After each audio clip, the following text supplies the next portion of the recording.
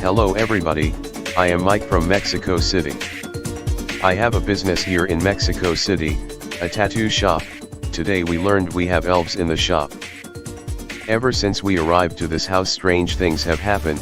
Things get lost and reappear later, things move by its own.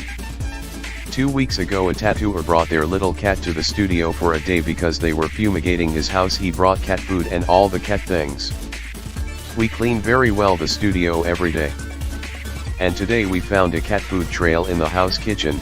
We were all day drawing in the kitchen, that's where we have all the desks to draw, and there were no croquettes there. And when we were about to leave we found a little trail of 6 cat croquettes perfectly aligned and spaced between them. We started investigating and all dictates that we share house with a type of Mexican elf called Alexis, Mayan elf, which is a type of elf who can't be kicked out or removed from the house. It was his house before then our shop. They will remain forever in that house. The only thing we can do is make them our friends by giving them offerings, being friendly and having a good vibe at the shop. Now all things that happened before have sense. PD, I have a photo of the trail but don't know how to post it with my text. The house was built in 1922, unsure exactly of all of its past history. When I was little I had oftentimes had these dreams where I would wander through my house in the nighttime, trying to find something or perhaps someone. The dream would always end when I find a tall dark figure, nothing but a silhouette standing in the middle of my kitchen, exposed by the overhead light over the kitchen sink that hadn't even worked for years before. It was always on in that dream though. I would wake up sometimes hearing these voices, not angry or of any emotional but usually just 2 to 3 voices talking mid-sentence of audible English words that were distinguishable but didn't make sense of much really. Sometimes I would even wake up frozen, like I couldn't breathe or move but simply lay there with my eyes wide open for a few seconds while still hearing the voices speak briefly. My mother has always experienced things as well as my older sister, my mom hearing a jingle/eerie hymn coming from the back of the refrigerator, or maybe the pantry. Late at night sometimes. Things would turn on, or off. The year was 2001, I was just 8 years old. One night my mother woke up to go to the bathroom in the middle of the night. She was frozen in her steps in the hall when greeted by a deep, hollow, and loud voice right in front of her, that of a man say slowly and forced out, "Don't worry, everything will be alright." She opened the lights, looked around and saw nothing. It was a snowy night when she took a look outside, no fresh footprints were seen around the home. She woke my dad up to go investigate the voice, but my dad didn't believe in ghosts or anything of the sort. He came into my room and grabbed my wooden baseball bat, and it woke me up. I worried for my dad and what was happening, and wanted to go downstairs. I hadn't heard the voice in the hall, I just stayed awake and listened but eventually fallen back asleep. I only heard of this story later on when I was older, and had finally knew why my dad came in for my bat. My dad found nothing out of the ordinary. My mom's father had passed away that previous year of a heart attack, and my dad's mother was suffering and dying of cancer at this time. My mom seems to think that the message was in reference to those events. Throughout the years my mom and sister would experience most of which was lights on and off, and sometimes an eerie jingle from the kitchen at night. Fast forward to 2018, my parents are divorced and the house has been vacant for 2 years now just to be heated during winter months.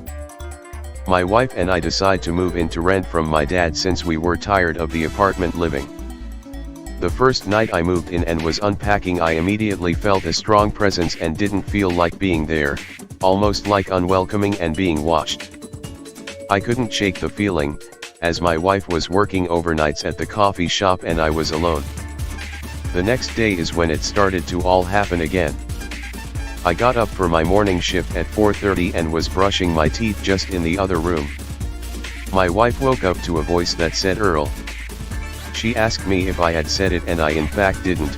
I was brushing my teeth at the time. I thought to myself, here we go again, but I didn't tell her that. The next morning my wife was wide awake watching Netflix on her phone. 4:15 comes around, I snooze the phone. Not long after we hear this bizarre jingle/hymn at the foot of the bed for like 8 to 10 seconds. It was long enough for her to shake me and say my name, and I still heard it.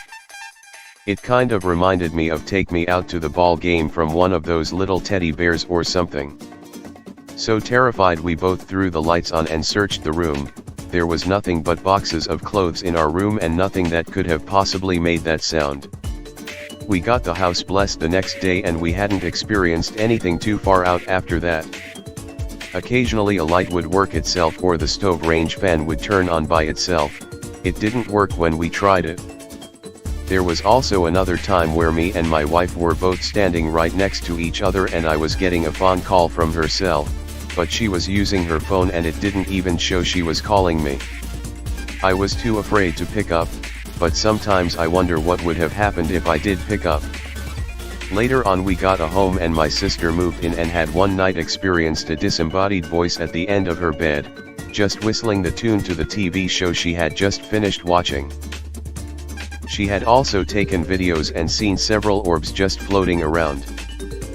I just asked her the other day if she's experienced anything lately, and she says that she doesn't anymore. Her and her boyfriend are in a good and happy place in life at the moment, and she seems to think that could be why she isn't experiencing weird things anymore. She also told me she thought that the house was some sort of portal where many spirits would come through. I'm not sure what to think or believe, but after me and my wife both hearing that hymn, it def must be something. Have any of these events ever happened to you? What do they all mean? I was working at home, and he had gone into his office. I worked later than usual, and when I heard him arrive home, as I was about to finish, I didn't go down to greet him. I thought it a bit odd he didn't call up to me, but figured he realized I was still working, so didn't want to disturb me.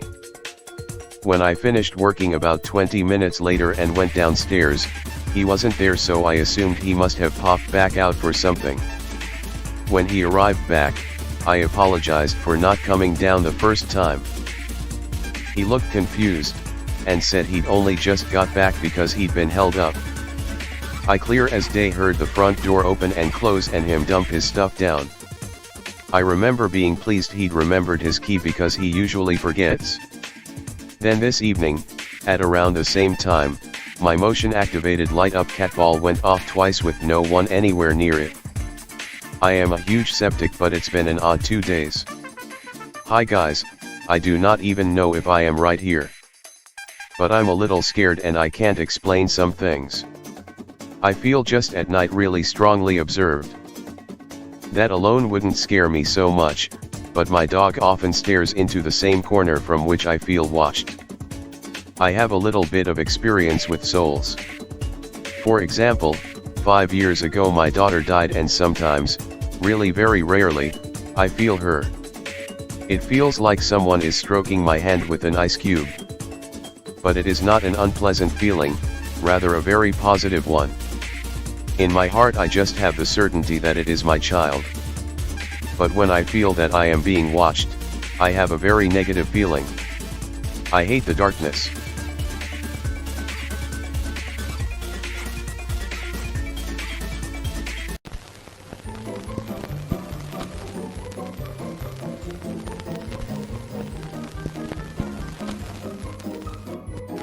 Want to share your paranormal experiences? Do you have questions, complaints, ideas for a show topic, or a hate-filled rant? Send all your messages to our email for live reading on our show. Email us at atomicshamanSweatlodge@protonmail.com. Mosey on down to the Atomic Shaman Trading Post.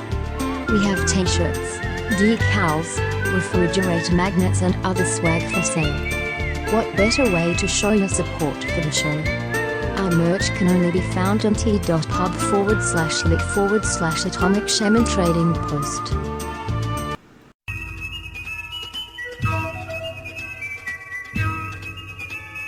Like, share and subscribe to the channel, and be sure to ring the notification bell. You can follow us on Twitter at Motel and RV Park. Catch the live streams on Rumble. Listen to text-to-speech stories on Atomic Shaman TTS on YouTube.